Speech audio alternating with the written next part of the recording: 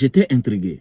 Je me posais la question à savoir comment est-ce que ces médias qui nous enseignaient l'éthique, ces médias qui nous enseignaient la déontologie ici, comment est-ce que ces médias ont pu se transformer en des machines de propagande au service des terroristes contre nous? Alors, je suis tombé sur cette vidéo et là, j'ai compris comment, et surtout Emmanuel Macron, a acheté la presse française. Comment Emmanuel Macron et ses milliardaires ont pris le contrôle de la presse française. Et la suite est logique. Regardons la vidéo. Les muscles devant les caméras. Tout va bien? Tout se passe bien? Tout se passe parfaitement bien. Ce qu'on a voulu faire, c'est ce que j'ai annoncé le 16 janvier dernier, c'est maintenant systématiser des opérations place nette où on concentre beaucoup de moyens pour avoir des résultats supplémentaires ou aller au bout de ce travail. Le lendemain, le directeur de la rédaction de La Provence, Aurélien Viers, valide cette une frappante. Il est parti et nous on est toujours là. Hein. Selon ce chercheur spécialiste de la délinquance, cette une était pertinente car les coups de com' politiques n'ont jamais été efficaces contre le narcotrafic.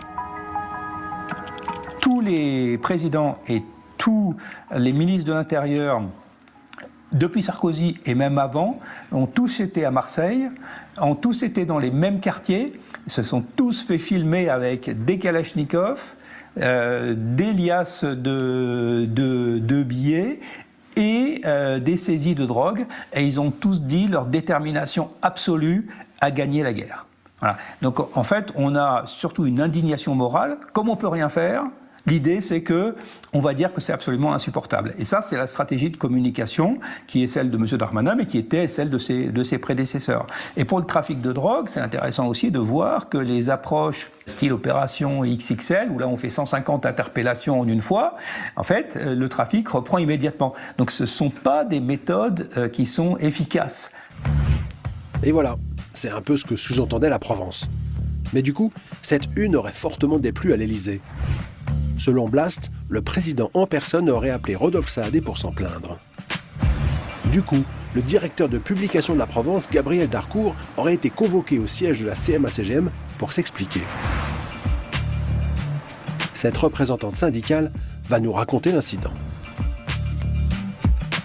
On avait un comité social extraordinaire, enfin un comité d'entreprise le lendemain, donc avec mes collègues, on entend dire que notre directeur général, Gabriel Darcourt, aurait été convoqué à la Tour pour s'expliquer sur cette une.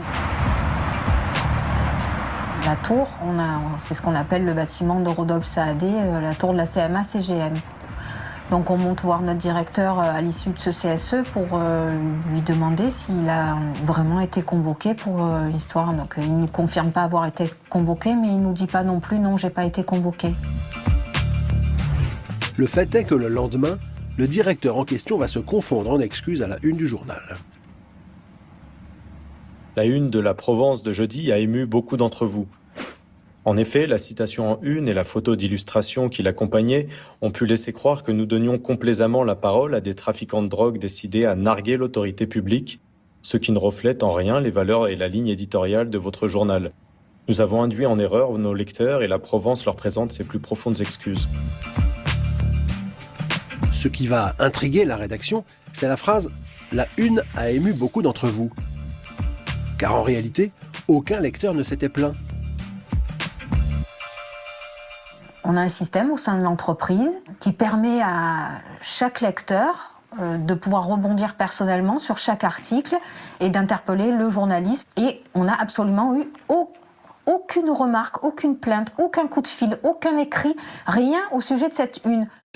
Notre syndicaliste interpelle alors le big boss de la branche média de CMA-CGM, Jean-Christophe Tortora. Donc je demande à Jean-Christophe Tortora... qui a appelé, qui s'est fait remarquer au sujet de la une. Et il nous explique que, très naturellement, ce sont des gens de la Castellane, des habitants de la Castellane, qui l'ont appelé lui directement, le patron de Why Not Media. Moi, je suis contente de savoir que des habitants de la Castellane ont le 06 de Jean-Christophe Tortora, parce que moi, je ne l'ai toujours pas. En clair, les journalistes ne croient pas un instant que des habitants des quartiers nord de Marseille se soient plaints de leur une. Là-dessus, coup de théâtre, ils apprennent qu'Aurélien Viers, leur directeur de la rédaction qui avait validé la une sur Macron, est viré. Alors là, je suis estomaquée, honnêtement, j'hallucine.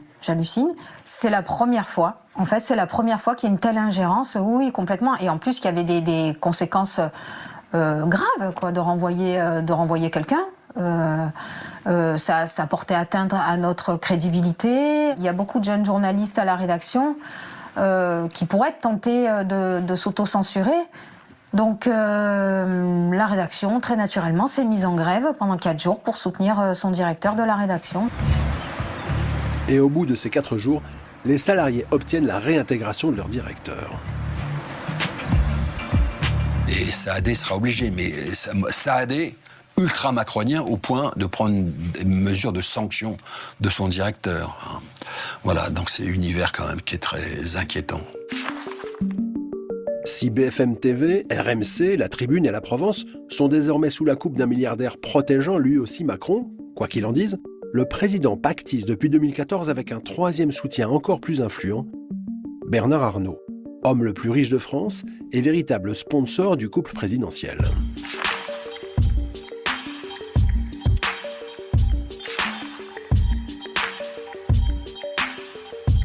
Empereur du luxe, propriétaire de LVMH, mais aussi du journal Le Parisien, le milliardaire Bernard Arnault avait appelé à voter Emmanuel Macron dès 2017 dans son quotidien économique Les Échos. Parmi les 2 branches de l'alternative électorale qui se présente aux Français le 7 mai prochain, l'une est une branche morte. C'est celle de l'enfermement, de la peur, des aigreurs. C'est celle de l'illusoire protection qu'on appelle protectionnisme, qui ne protège contre rien, stérilise les échanges et rabougrit les volontés. Tout dans le programme de Marine Le Pen, en dépit de son habillage de souveraineté, respire la crainte et la faiblesse. C'est sans hésiter que je vote pour Emmanuel Macron. Il faut dire que depuis une dizaine d'années, les couples Macron et Arnault sont proches. En avril 2018, Jean-Jacques Bourdin va faire allusion à cette amitié lors d'un monologue présidentiel sur l'optimisation fiscale des plus riches. Parce que le scandale, il est là. Parce que vous avez des opérateurs du numérique qui concurrencent des artisans, des acteurs français qui payent la TVA, l'impôt sur les sociétés, etc. Donc ce scandale moral, je le ressens en même temps que vous, mais il faut qu'on puisse le déconstruire proprement. Ils ne payent pas les impôts en France. Ça remonte en Irlande, parce que le taux d'impôt sur les sociétés est très bas et que la propriété intellectuelle a été localisée là. Puis on emmène tout l'argent aux Pays-Bas, parce qu'il n'y a plus de taxes, c'est dans un pays de l'Union européenne. Et ensuite cet argent va aux Bermudes parce qu'il y a un traité bilatéral. C'est un peu ce que fait votre ami Bernard Arnault. Pardon, moi j'ai pas d'amis, Monsieur Bourdin. Oui. J'ai pas d'amis. Non, j'ai pas d'amis. De là où je suis, vous savez, il y a une chose. Vous me parliez de la solidarité. Vous me parliez de l'amitié. Non, vous me parliez. Si officiellement Emmanuel Macron n'a pas d'amis, son épouse en revanche est très copine avec celle de Bernard Arnault. En mars 2024, elle s'amusait à essayer des filtres Snapchat dans un resto parisien avec la star Aya Nakamura.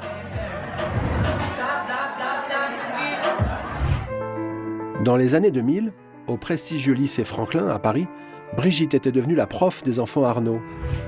Puis elle s'était rapprochée de la fille aînée de Bernard, Delphine, épouse de Xavier Niel, qui en a fait une égérie officieuse de LVMH. Depuis 2016, la famille Arnault lui prête gracieusement des tenues Louis Vuitton à près de 3 000 € pièce pour chacune de ses sorties.